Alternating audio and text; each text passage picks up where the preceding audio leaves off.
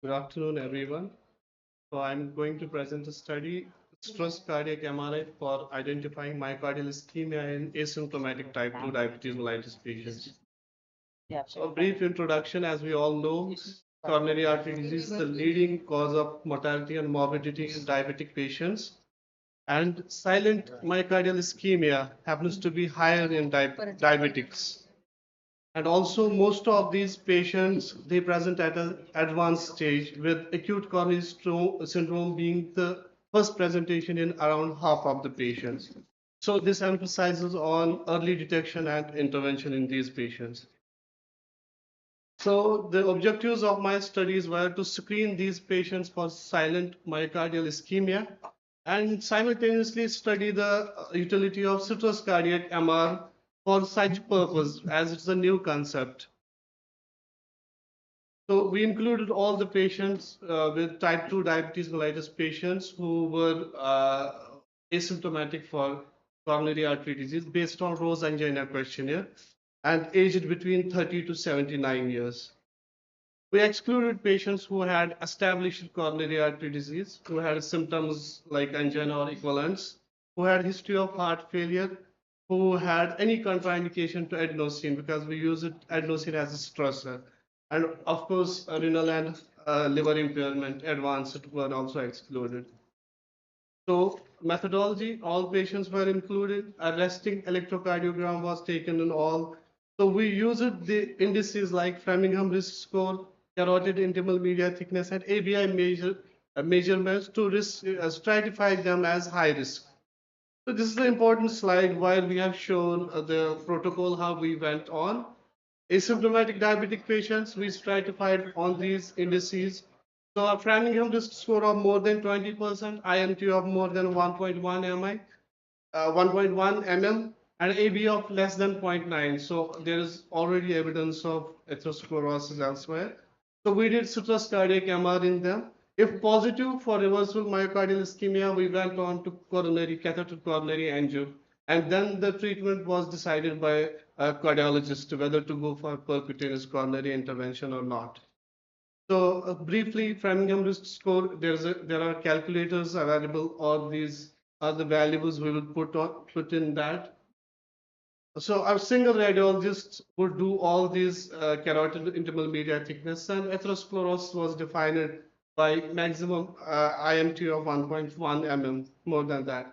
Ankle brachial index, we used an automated oscillometric device which had three cuffs, one for the arm, two for the ankle, which would give us an instant result of the ABI in both, and minimum of those was taken as a standard. So coming to citrus cardiac MR, we used adenosine as a stressor. As we all know, it causes intracoronary dilatation and stressing the heart. Then we used first at a standard rate of 140 micrograms per kg per minute, then kept on increasing to 170 if no response, and then to 210. Then we took images at the peak citrus.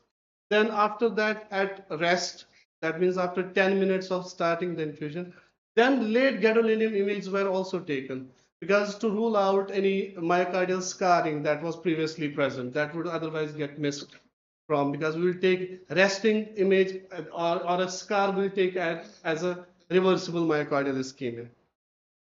Coming to results, we recruited around 150 patients. Majority were females. So most of our patients were in the age group of 50 to 59, around 40%. So these were basic clinical and biochemical parameters. Age was around mean age 51 years, duration of diabetes around 9.2 years, and A1C of around 10 in such population. Medication use, mostly they were on metformin, as in any part of the country, and DPP-4 and insulin were other drugs that were mostly used. In antihypertensives, ARBs were most commonly prescribed.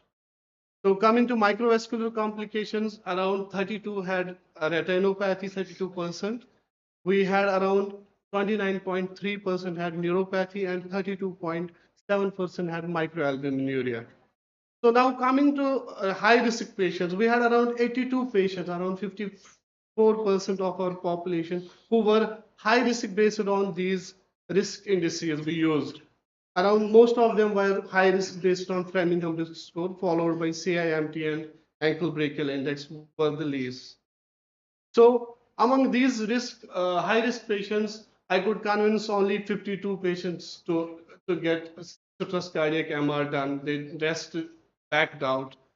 So in those, only 48 patients completed the study because 4 patients we had a problem.